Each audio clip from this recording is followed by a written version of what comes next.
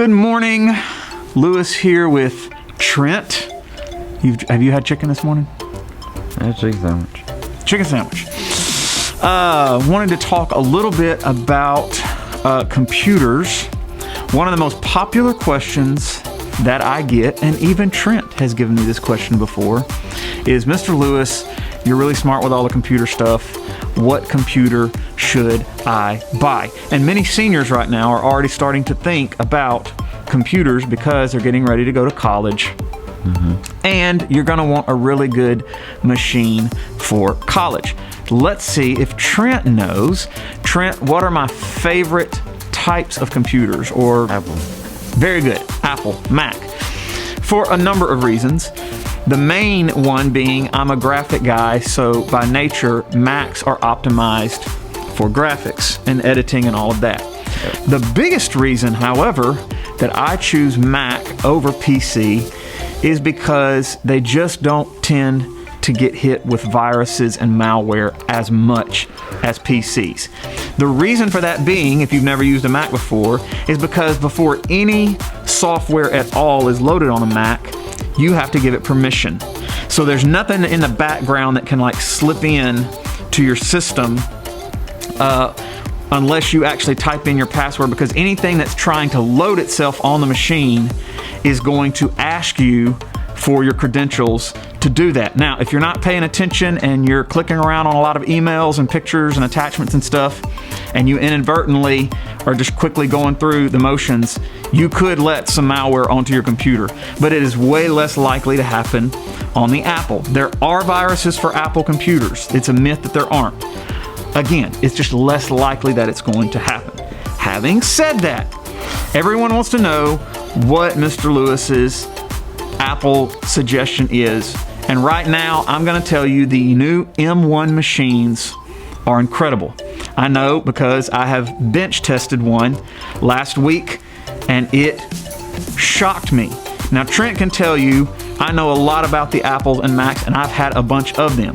I currently own 8 Mac computers, and I have a small fleet that I actually rent out with a production company, so if people want to rent the computers from me, they can. So I know quite a bit about the computers. I have Apple laptops. I have the MacBook Pro. Me and Trent were talking about the little touch bar at the top because he has one of those and he likes that. I'm not necessarily. I like the touch bar. I'm not necessarily a fan of the touch bar. I have a lot of them. The new M1 Macs, and you may have heard a little bit about it in the news because it's been a big hoopla in the news about the M1. The new M1 Macs are incredible for 2 reasons. Number one, they're not using Intel chips, so they're a little bit cheaper. However, because they're not using the Intel chips, they're using these new Apple Silicon chips that Apple's developed. Basically, Apple had to develop their own set of chips to make devices like this work, the iPhones.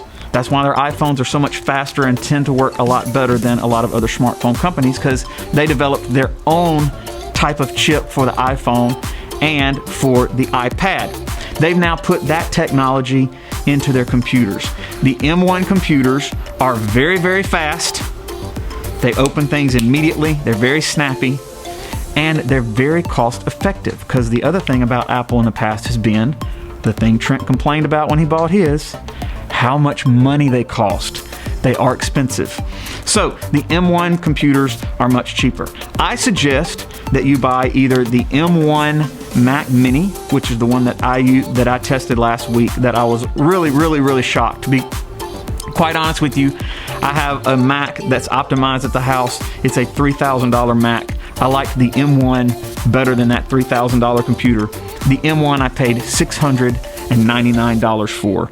It was a steal of a deal. Brand new, right off the shelf. You could go to Best Buy and buy one, probably today or tomorrow. Okay, they also have the new Apple M1 Air. So if you want an actual laptop style, the new Airs will cost you right under $1,000. They're very, very good machines. So, having said all of that, the Apple machines, the new M1 machines, are the computer you should probably look at if you're wanting a laptop. Of course, there are tons of other types of computers out there and PCs, and they are cheaper than that. And if you want one of those, they will be a fine machine for you. You just have to be very careful in what you allow on the machine so that you don't get malware, spyware, viruses, and all of that. What do you think about the your Apple? I love it. It's really nice. All right, what all do you do on it? Homework mostly, and yeah.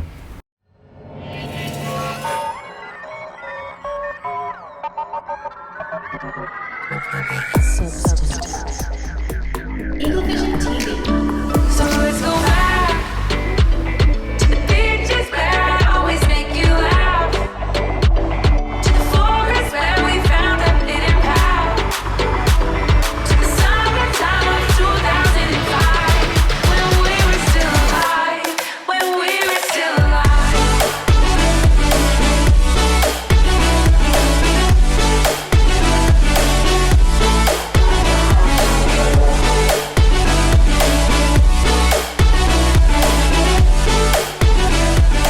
Welcome to Eagle Vision for Thursday, April 8th, 2021.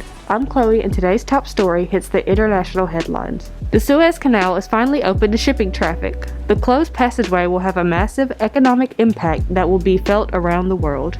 We are here with Coach Tuck. and we are talking a little bit about the Suez Canal. I know you're up on the story a little bit. It has finally been reopened. Explain to the students what the Suez Canal is. So basically, it's just a big trade center for goods and stuff to be shipped. United States, I think like UK, like all over the country. The whole country uses it. It's in Egypt. Right. So picture this, if you will. If you're looking at the world map, if a ship wants to go from Asia over to Europe, the only way for them to do it is to go all the way around Africa, which would take a very, very long time. Very long time. So they can cut through that little passage called the Red Sea. You remember it from the Bible. They'll cut through the Red Sea, and then the Suez Canal was literally a man-made canal that they just cut right through so that you could get over to the Mediterranean Sea. Is that basically it? Yes, sir. Yeah. Okay, now a sandstorm, first of all, these ships, these barges are massive. How big are they? From what I understand, it's as long as how tall the Empire State Building is. So there you go. Put that into your head for just a second. And what happened is the canal is about 1,000 feet wide, and those ships are about 13. It's unbelievably Yeah, big. yeah, You they're- can't put into words how Right. big it is unless you just see it. And a sandstorm came. Is that what basically happened? That's from what I understand, and there was human error as well. I don't know what the human errors were. They didn't say anything about that, but they said it was human error, and the sandstorm didn't help. Right. The ship basically turned sideways and jammed the canal, and it has held up shipping traffic. Well, it was holding up shipping traffic for the better part of a week. That's what I understand. And not only is they were losing $400 million an hour, and two, still some ships that have been there the longest still have to wait because there was livestock on a whole lot of other barges, and they're having to let that livestock come through because they run out of food. So, big mess. It's a big problem. Let's wrap your head around this, if you will, because most of you at this point are asking, this story is boring me because it has nothing to do with me. It actually does, because the Suez Canal runs, they say, $9 billion a day through the canal worth of trade goods. Much of that ends up here in the U.S. because that canal sees a little over 10% of the global trade overall. So the reason that toilet paper is getting low on the shelves again is because the pulp from the paper that they use to make toilet paper, most of it runs through the Suez Canal. So you're going to see shortages on that. You're going to see oil prices going up because 7 to 10% of the world's oil goes through the Suez Canal. So while you think the story isn't that big of a deal, you're going to start to notice some changes in your daily lives, and it's because of the Suez Canal. Did that basically cover it? Absolutely, 100%. So we're glad the canal is open again. Finally. I think they had to use like 40 or 50 tugboats just to pull it, and plus cranes and tracos. I mean, it's crazy. It just shows you too how spoiled we are, because everybody's complaining about shipping and stuff, and that's just one ship. So one ship shut it all down. I'm a tech nerd, and I go for lots of computer parts, and computer parts right now are scarce because of the blockage in the Suez Canal, because we get so many of our electronics from that part of the world as well. Think about it. We always talk about China. So much of our stuff comes from China. It's coming straight through the Suez Canal to get from Asia over to Europe before it hops across the Atlantic. Every time. So be on the lookout. Hopefully everything gets back to normal maybe within a month to 2 months. But be aware that some things are going to cost you a little bit more money right now. And some of those projects, those pet projects, technical projects, you might want to put on hold for a couple of months. Otherwise, you're going to be paying more than you have to. Yep. Yes, sir. Today's featured vocabulary word is pensive, engaged in, involving, or reflecting deep or serious thought. Used in a sentence, a pensive glory is seen in the far golden gleams among the shadows of the trees. It is now time for today's announcements. Pay attention, we're moving fast. Attention. World History AP students from last semester need to drop by Coach Eilert's room today for some important information. The Hornlight Choirs are hosting a canned food drive. The food drive will conclude on April 9th. There will be 2 stations set up to drop off your non-perishable canned goods, one in the Commons and one near the gym. We are asking all that can donate at least 1 can of food to benefit Hope Ministries in Senatobia, Mississippi. Superintendent Youth Leadership Council is partnering with Student Council to collect water for local hospitals. The drive is March 29th to April 16th. Turn in water bottles or cases to your first block. The first block with the most donations will get a reward. That's it for today's episode. Here at Horn Lake, we are better students, always growing and expecting more. Stay tuned for your lunch menus and athletic schedules. We'll see you here tomorrow. Have a fantastic day. I know the story.